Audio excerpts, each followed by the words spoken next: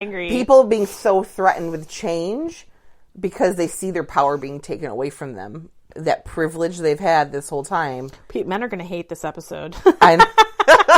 Unless they're okay with their masculinity, then they'll be fine. My husband would be fine with it. So my My husband is, since I've met him, he's become a feminist. You're going to get some bad reviews of them. Man hating because it's weird. Hating men. Just because I don't hate men. I have a man of my own doesn't mean I like men. No, I have a husband, and I love him. I love my husband, too. But he also I love my daddy. Doesn't control what I think or do or anything like that, you know? And I wouldn't be able to be with someone that did that. It's probably because my husband was raised by a very strong woman. Yeah, that makes a difference. Yes, it does. She raised him up right.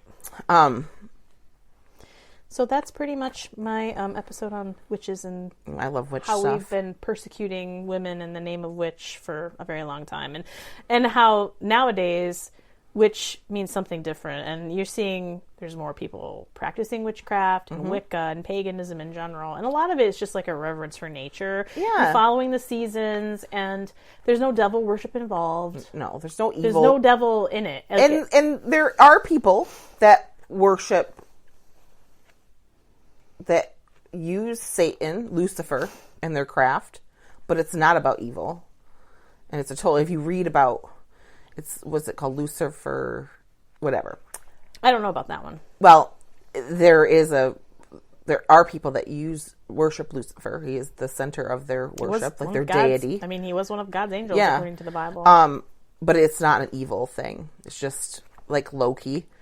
How Loki is kind of mischievous. It's more of that kind of thing, I think. But, I mean, just being, like, educating yourself on stuff like that and not jumping to conclusions by what people look like or all this stuff has made people think of what a witch is. Because it really isn't. It's about, nature and the universe and the energies that are out there and just being respectful. And the big thing is, whatever you do is going to come back to you. That's the whole premise of what. So why would you do bad things? It'd be like stupid. Do what thou will, and it harm none. Yeah, like, that's the threefold rule. Like, whatever you do comes back to you in threes. So if you're putting badness and bad energy out there, it's going to come back to you 3 times as worse as what you give out. It'd just be stupid to do bad stuff. So. Which, when you see people that do bad shit, and it takes a while sometimes. Yeah, that karma doesn't always hit quick. But you wait. You sit back and wait for it. Wait for it. It'll get them. That one's interesting. It was good. I liked it. So I thought it was a very Halloween episode. Well, we had to, because we talked about the history of Halloween and how the satanic panic and all that stuff and it all, again, comes back to power, money, corruption, leading these things to happen. I do think we should do some stuff on the satanic panic. We do. And actually, I'm listening to last podcast on the left. I'm in their second episode on Mike Warnke, who was the instigator of the satanic panic. And he was a real piece of work. Oh, he was awful. Awful. You should listen to it because they are funny. I know. I've listened to some of them. So funny, and it's definitely... Of course, he's still alive, and so they're like, I hope he listens to this, and he hates them.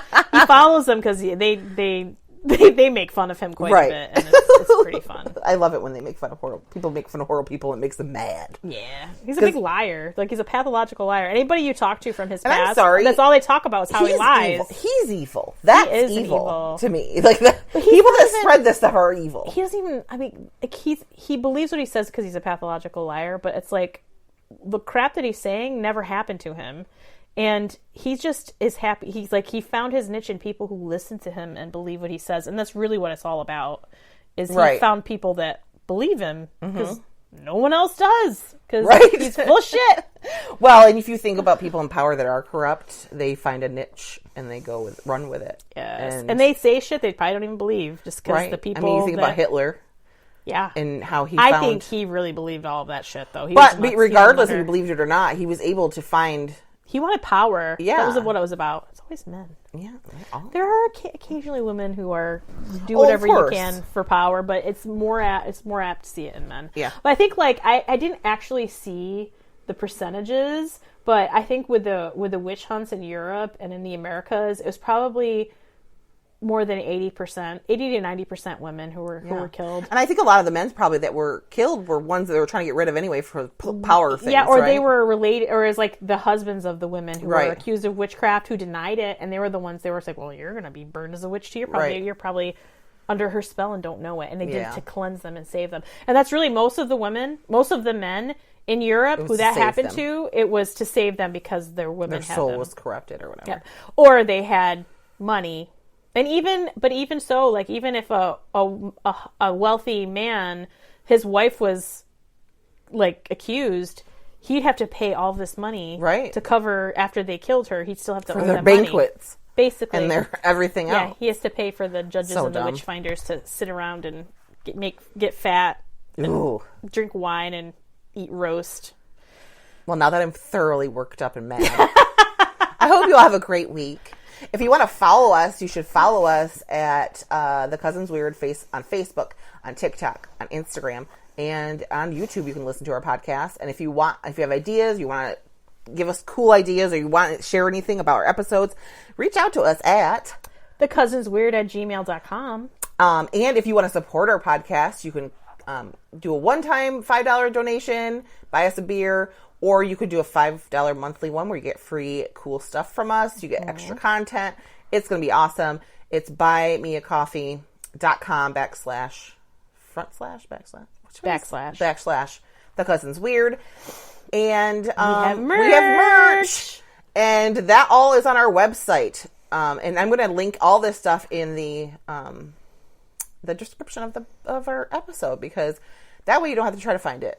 You don't have to memorize it. It's in there. You click our link tree. Because we know nobody is going to type it in. You're just going to you're going to forget. You'll go to the episode and so go to the episode, go to the description. Our link tree's in there. Our website's there, which has a transcript of all our episodes. Well, we just started doing our transcripts. So the last 3 episodes are transcribed on there. Cool. We have all our links in the link tree for all our stuff. So you can go there and get that.